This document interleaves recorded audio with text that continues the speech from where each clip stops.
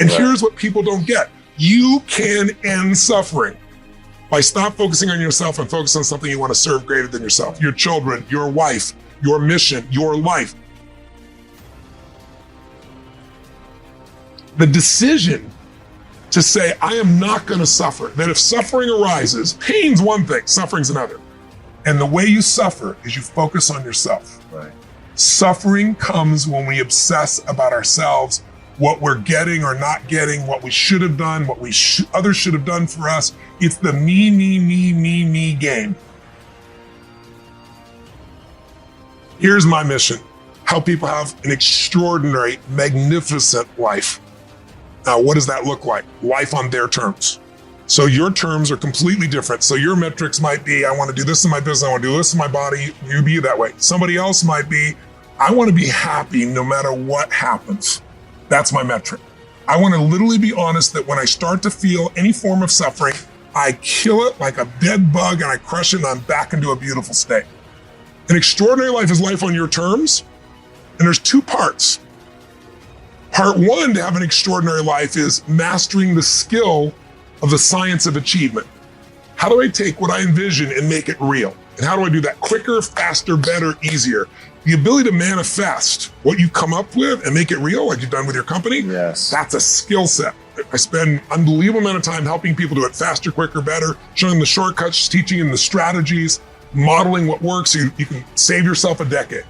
But I would submit to you that having done this for 38 years with, 50 million people at this stage, I can tell you that the science of achievement, there are a lot of people that are damn good at that, and they still don't have an extraordinary life. They have an extraordinary life. You see it as extraordinary, but I get the phone call from the multi-billionaire who tells me he wants to do this thing on his business, but what he really find out is he's miserable as hell, and he's hoping somehow I'm going to rub off on him on that side too. Right.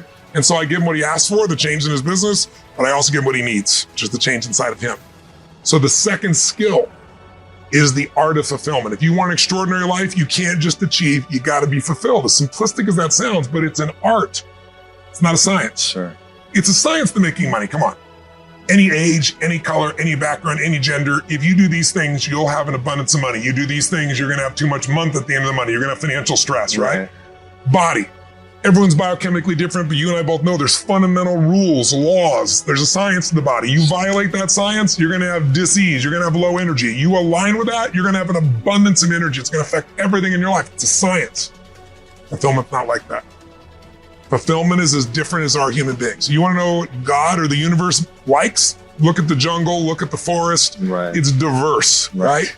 So most people think, well, I want to get that, because they've been modeling somebody else, and that might work on how to achieve something. It'll never work for what to fulfill you. How many people you know, like you, got what you thought you wanted and you weren't fulfilled? Right.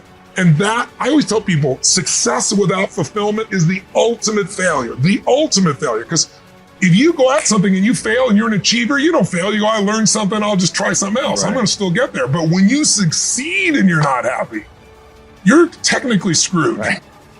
So if I had no other message to offer your viewers, and you let me give it to them right now, Please. I'll tell you what I believe.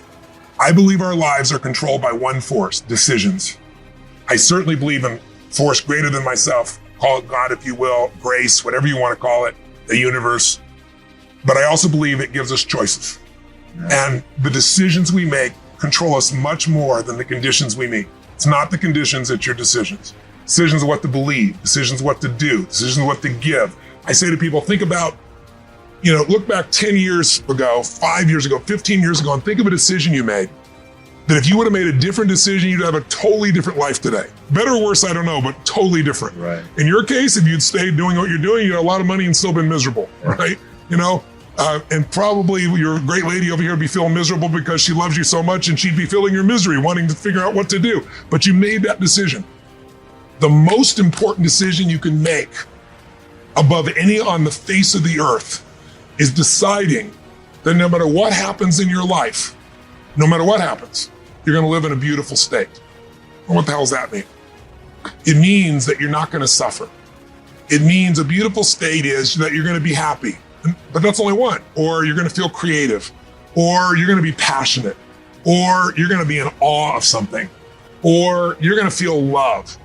Any state that's a beautiful state is really the core essence of who you are without fear, right?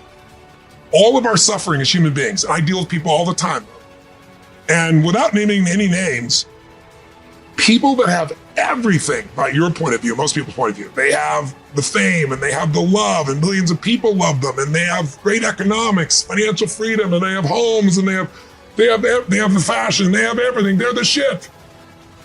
I can't tell you how many of them are miserable. The majority are miserable. I'm not bullshitting. I'm the one who gets the phone call from the vast majority. When I say miserable, they're so used to it, some of them don't even realize they're miserable, right, but most do.